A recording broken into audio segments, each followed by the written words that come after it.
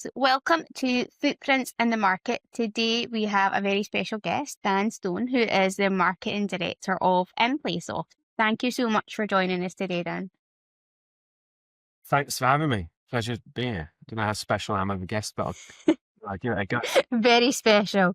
Um, cool. So obviously, we always start we're all about the journey. Out of the Footprints in the Market podcast. So see, even if you can give the listeners just a little bit of background, you've also had 2 decades experience within marketing, how you came into the iGaming space and what kind of led you to InPlaySoft.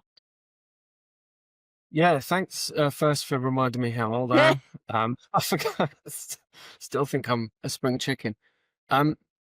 Yeah, I mean, quick snapshot. How did I come into the industry? Well, I'd always been interested in marketing, specifically advertising, from a young age. Weirdly, I was one of those odd kids. And went through the whole kind of school and uni and stuff, and did like a year in Indonesia teaching randomly. Loved that, and it was a great experience. It kind of helped actually in terms of communication Yeah. skills, certainly, and kind of getting through to different people and different approaches, which is I've kind of carried that through.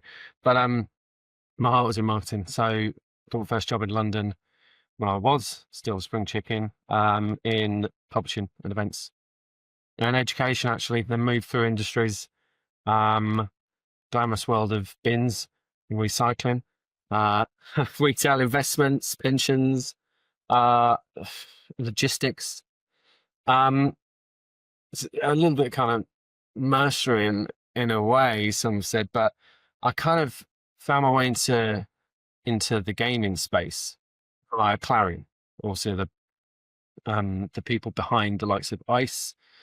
So working on the event side. And I don't know, there's something about the gaming industry and mainly the people within it Yeah. that just kind of did something for me that I hadn't really found in any other of the industries that I worked on. There's just a great buzz of energy and different kind of levels. I mean, I don't want to name names, but you'll know some of the characters. Yeah. But everyone is this kind of similar ilk in the sense that they just want to do amazing things. Yeah. And the work hard, play hard mantra is very true. You know, everyone kind of rolls their sleeves up and enjoys their work. So that's something I kind of fell in love with, really, and had the opportunity to jump over the fence from more provision, more servicing of the industry to actually working within it. Yeah. For platform providers. So took the chance. That's a ramble, but I hope that explains it. You're listening to Footprints in the Market, the marketing playbook for iGaming. Expect unfiltered insight from market leaders on their industry experience, real-life case studies, pitfalls to avoid, and actionable takeaways for practical growth of your brand. Footprints in the Market is brought to you by Digital Footprints, your strategic marketing partner and safest bet in iGaming. No, that's perfect. I think you're right. I think the people, they are really, really critical to the space. And I always say this, like, I think that once you're in the iGaming world, like, people don't tend to leave it. Or if they do, it's not for too long. Like, you'll find them come back They come back. Yeah. 1,000,000%. I think there is something a bit special about it, but that might just be me being a bit biased. No, I completely agree. I think what's interesting is like see, I'm going to be old as well, so it was 15 years ago when I started within the iGaming space, so don't worry. It was much less competitive, like when it came to platform providers and suppliers and that kind of thing. And I think now, it is becoming a space where there's much more choice for people. And obviously your roles within that B2B marketing, that's kind of your job. How do you approach that? Building trust, building credibility with operators when you're trying to do that rather than being able to market directly to players? Yes, great question. And quite pertinent as well, because you quite rightly point out that it's hugely competitive, much more so than it was some years ago. Seemingly there's a new platform provider every couple of weeks. So you've got to be on your toes. And it just, I mean, you could see it as positive or negative. try to see it as more positive, because it kind of, without competition, you can get a bit sluggish, Yep. a little bit kind of arrogant as well, which we definitely avoid in InPlaySoft. What my approach was, from a marketing perspective, and I think sometimes as a marketer, you can get a little bit lost in the kind of glitz and glam and the gloss of things, and caught up in your own buzz and your own internal buzz, which is a danger. That's really risky. I've seen people kind of go through various iterations of campaigns, creative, and something clicks, and there's a whirlwind of animation around it, and people get really quite kind of worked up, quite excited. And no one's thought to just stop a minute, go, hang on a minute, does this work for the audience? Because we might love it, but it might make no sense at all, or might not connect with our audience. And the opposite is also true, but it's more difficult to get your head around, is that you might hate something. You might really not like a certain element of a campaign or a plan, but if it works, if it ticks the boxes of the goals of the organization, the tone of the brand, and your audience will respond to it well, then we've got to be a bit more objective, I think, in that, and kind of put personal issues and personal wishes to one side. And that's kind of what we've been doing at InPlaySoft. It's such a competitive market that that's crucial to do. You can't just kind of go out and say, you know what, we've got this platform, we think it's great, let's promote it.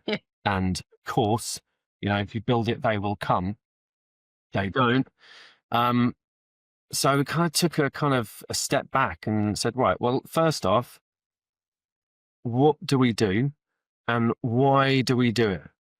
And that was really important. I think, for any marketer, I think it's take a moment every few months, say a quarter or maybe 6 months, and just stop and just think about that, really, because particularly in the industry, which is very fast moving as well, like ours, you have to reset sometimes and just kind of realign and make sure that you're still going in the right direction, and that what you're doing still aligns with your beliefs and with your audience's wants and needs.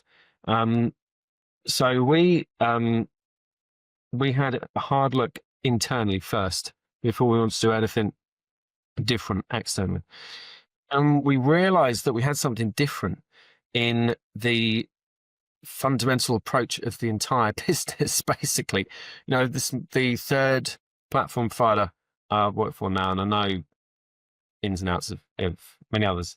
And there are some great businesses out there, and some really good features, and some excellent tech. But what I hadn't come across before, and what I think this one of the core strengths of InPlaySoft, that we weren't shouting about enough, was the birth of it. Okay. By that I mean that the CEO, the founder, a guy called Alex Rose, just like genius doesn't come into it. How his brain works is a different level. He loves code, always has, and just kind of sat down one day and thought, you know what, none of these kind of platforms are doing it for me completely. There's some good and bad, I'm sure, and some are very, very close, but it's not good enough for me. Maybe I can just do it myself, code something myself, and that's what he did.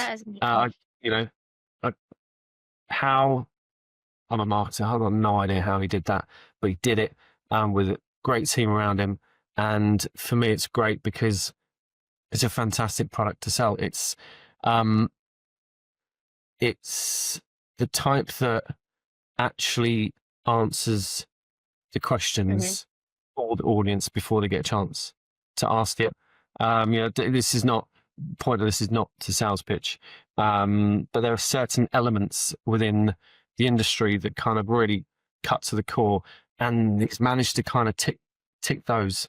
The gloss around that core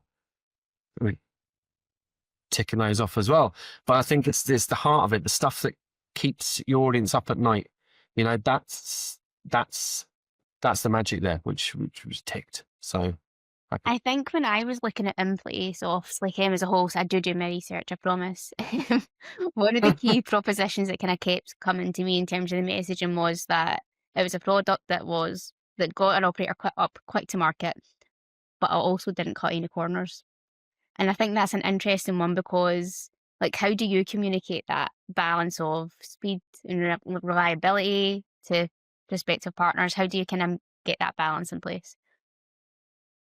yeah, good question. First, I'm glad that message came across. It's the box ticks.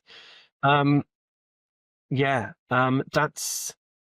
for me. That was a tricky one to package up because it's one of those things which is instantly unbelievable. Yeah. You know, it's like one of those statements which the product comes out with and you think, yeah, I've kind of heard that before. So you right to flag the trust element. And how do you build that trust? Well, firstly, with something like that as a statement, you have to, I guess, ground it in some sense.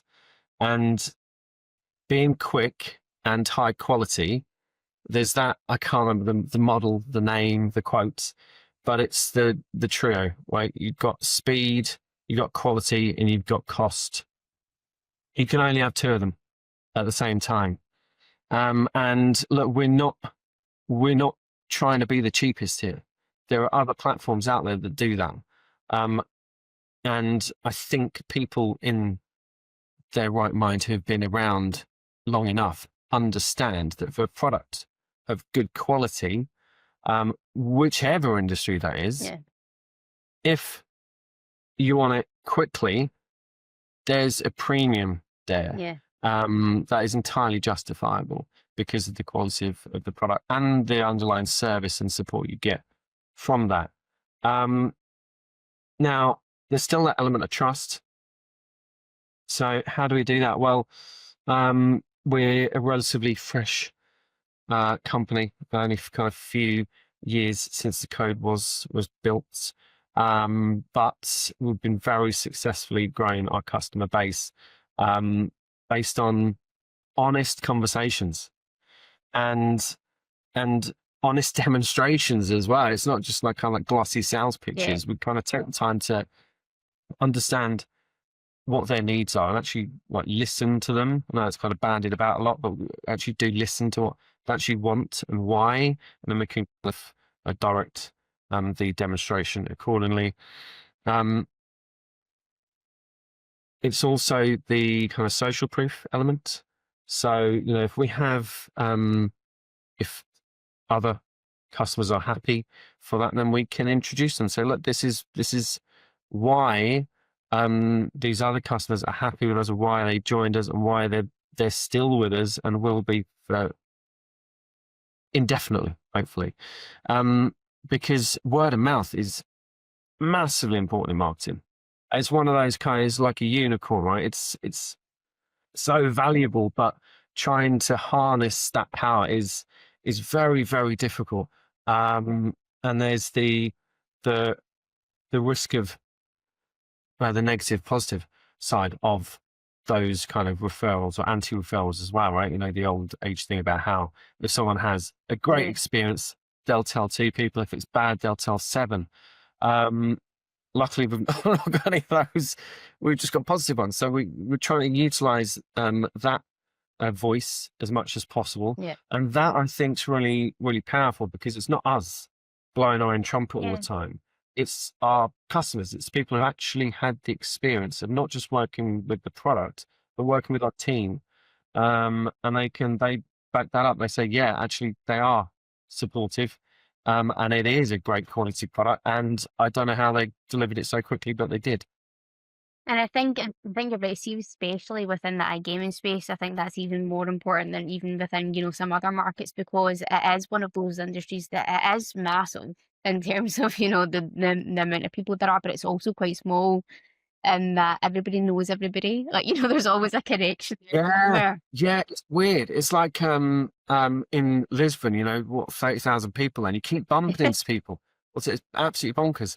And also, I think there's a big, huge consideration here about the value and the size of the purchase, right?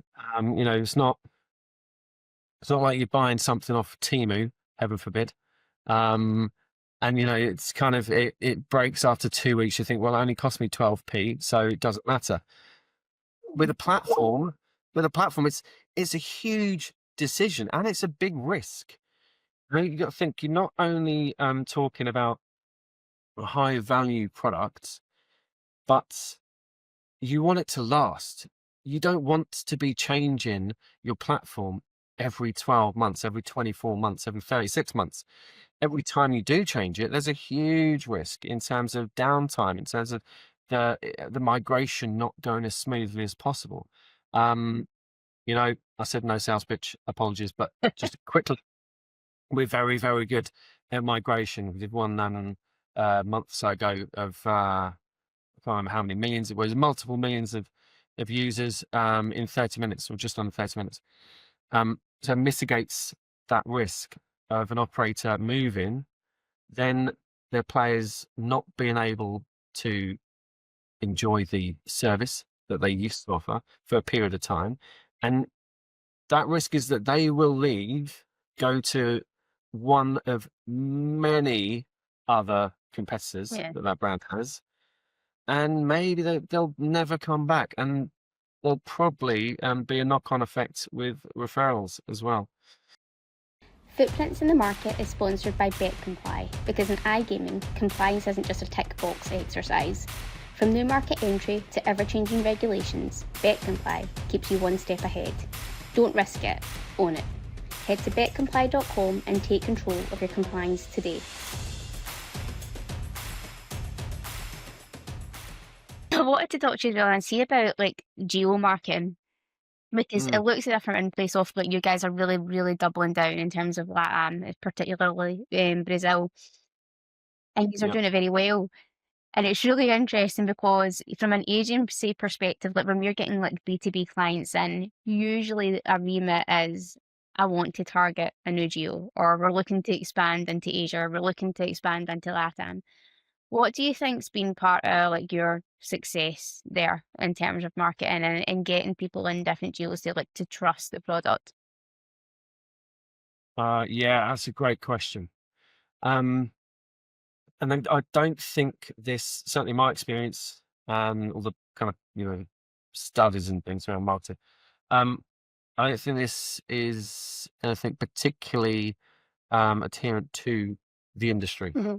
I think this is something which goes across industries in terms of the geo considerations with marketing. In that, my big thing and a couple of ex-colleagues who spoke will certainly shout at me for this. Phil Brown, I'm looking at you. People, I bang on about people all the time. I know you, Sharon, have a similar belief there that there is a power there. And I think it comes down to people. What on earth do I mean by that? And is it just fluff? Well, no. Essentially, it's listening again, and it's figuring out what are the needs and wants. What, for example, let's get specific. In LATAM, a particular game was very popular, so let's go for that game. Well, number one, that's absolute rubbish. LATAM is used as a regional, all-encompassing term, which I kind of hate, but sometimes you fight against the tide. What we do is try and go under the surface and fight against it, which is a lot easier. LATAM is a nice kind of catch-all in a way to summarize the region per se, particularly within iGaming. Yeah. But we're talking about distinct countries here. Yeah. Huge land bases themselves, with very different characteristics in terms of the demographics, the player behavior, the needs, the wants. So yeah, it's dangerous to just kind of lump them all together. Yeah. People do a very similar approach with Africa Yeah. as well. Oh, how do we get into Africa for gaming? Yeah. Sorry, what do you mean? Because Africa's many countries, Yeah. and many different approaches to players, and likewise the platforms as well. Yeah. With I found interesting with things like uh tropicalization and localization. A couple of things actually. Firstly, tropicalization. There are people who hate that term. There are people who love it. Um, well, because we don't want to be kind of cliched. But if you speak to the audiences, if you listen, you find that a lot, certainly in Brazil, one of the people we speak to say, well, actually, we kind of like that term, and to say we don't like it shows that you're not listening to us. Yeah. So little things like that. The other thing, more kind of generalistically, I'd say about localization or tropicalization is language, right? Yeah. Too many times you say, right, we want to add Spanish to our website now, Yeah. or we want to add French or something. Okay, well, let's go to a translation agency, or let's plug it into Google AI or something and get a direct translation. That doesn't work. Not just because there'll be certain phrases that just don't translate very well, or you just might kind of make a mistake. But it's also localizing at the level that people actually speak. How do they actually communicate? Right? Is there some slang that you could, depending on your brand and your tone of voice, could you use that instead? Which straight up translation is never going to tell you to do. The other thing is, which blows my mind sometimes, is that kind of view that as long as you translate it, maybe include the slang and stuff, you kind of localize the translation, then that's your job done as well. Yeah. No, because what about let's talk iGaming. What about the casino games? If you're just using the same casino games to promote your offer, that's not going to work. I mean, it might work, you might be lucky, Yeah. but I'd say it's not going to work. What are the players playing? What types of games they play? There's Fortune Tiger, for example, huge in Brazil. That's it compared to like Mexico, Yeah.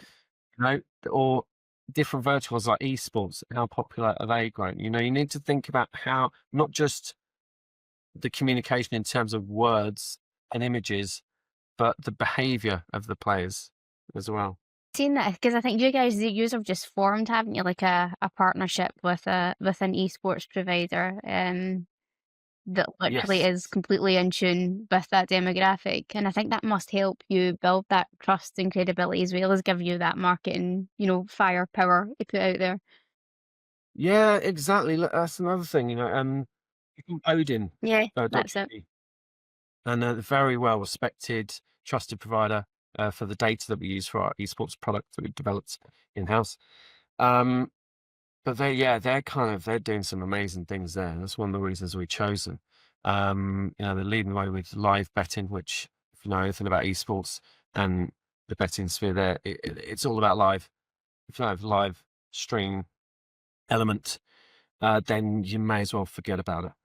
And that's still just about kind of not just scratching the surface, but digging under it a little bit, understanding player behavior across regions, and then developing your product around that, not just thinking, well, what's quick and cheap for us to develop, Yeah. or what are we hearing a bit of buzz about, what are other people doing? No, dig a bit further, find out what really do players enjoy, what do then the operators see as needs and wants, and develop your product in that way. Always, feedback all the time, Yeah. just listening, really. And I think we talked about, like, see, because it is such a people heavy industry, see when you're targeting like these multiple geos, how do you balance conference attendance. This is something that I'm actually struggling with just now, Dan, because there's so many. Okay. So it's difficult, right? Because there's like one every single week, and there's now so many because they are targeting those different geos. How do you balance? This is where I want to invest my marketing budget, and this is why. With this crazy conference calendar that we've got just now, that didn't used to be the case 15 years ago. I think we had like 4 or 5 or something to choose from, and now it's Yeah. the complete opposite. So how do you do it? Yeah. Well, I mean, there's a lot to unpack there. Yeah, there are. It's like platform providers. It seems like there's a new event every couple of weeks. Um, Look, I've worked in the event space. I worked in the event space across industries for a number of years. So we've got a lot of love for those guys and gals. But yeah, there is a saturation point. And I don't know, I think in the iGaming space, you know, when you hear of a new event being launched, take a little sharp inhale. I think we may have reached saturation. Yeah. But look, I think it's what interests me is innovation, right? And I'm still talking about events. They can innovate. Things that I don't want to kind of call people out, and but what I can say is different types of events serve very different purposes. Yeah. And I would say to anyone looking at how to form their kind of strategy for regional expansion and look at events, don't just, again, it's again going deeper, not just surface level, right? So don't just consider events based on their location. Yeah. You've got to go a little bit deeper than that, and try and get the facts and figures behind the audience for that event. I'm not just talking numbers. I'm talking the types of people. If your aims are high volume, then the numbers are going to count. If your aims are high quality, then it doesn't really matter at all. In fact, it can count against you, because the higher the volume of attendees, the more you've got to sift through. And the higher the volume of attendees, of course, the likelier it is the event's going to be much larger. Yeah. You've got to find different ways of attracting the right traffic to your stand. Yeah.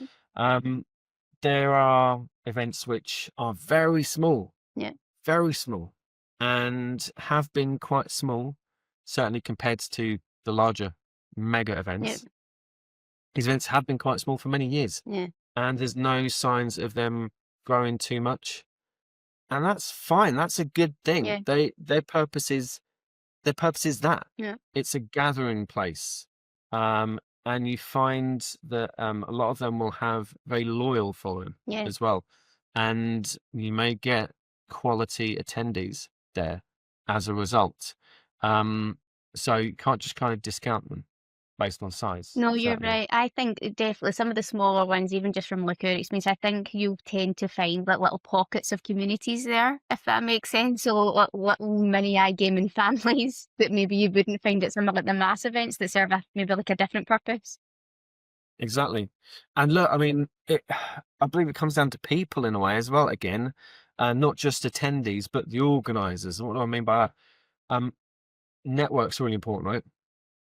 The bigger you grow, there's a great book called The Tipping Point, and it talks about where you reach a peak of group efficacy, basically. It puts the number on about 150. This is a while ago, I may have changed now. But the whole point I'm getting to is you can have a small event that's very successful purely because of its size, because it's small, because the organizers have very good, very close connections Yeah. with all of their network, with all the exhibitors and the VIP attendees that go as well, because of their size. So I would really take a hard look at every event. Don't discount anything just because of size, or even location. You might think, well, this event isn't actually in the country I want to target, Yeah. so why would I go there? Well, have another look. They might have a large percentage of very, very good prospects from your target country still, based on the activities that run. Footprints in the Market is brought to you by Digital Footprints, your strategic marketing partner and safest bet in iGaming. Make your mark and work with us to drive growth and innovation for your iGaming business. 100%. Now, what I want to do now, Dan, is look ahead in marketing. Do you see any big shifts from the B2B side in iGaming over the next 2 to 3 years? Do you see anything shaping the industry a little bit more? Yeah, I mean, look, I might be about to pin my flag to the wrong mast here. I regret it. But I think AI is going to be a bit of a game changer. Yeah. Maybe I can edit that out because I hate the term game changer, but I do believe it. There've been other big statements like this before, and bubbles have burst, and people have had egg on their faces. But with AI, I think it just feels a little bit different. With the the proliferation of, even for example, from a marketing perspective, the impact on SEO or traditional SEO. SEO is still alive. I don't believe these people that say SEO is dead. It's Yeah. not dead. 100%. But we have had to shift things and try and get into the AEO and AIO Yeah. and GEO results. I Try and get your think head there's around too those. many acronyms now. Yeah, yeah. But that's just from a marketing perspective. From a wider industry perspective, I think it's gonna have massive impact.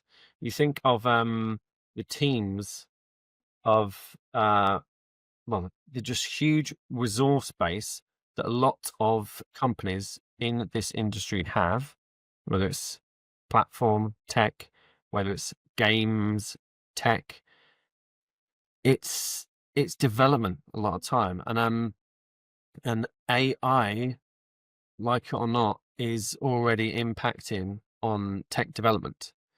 So I think that will have a major impact.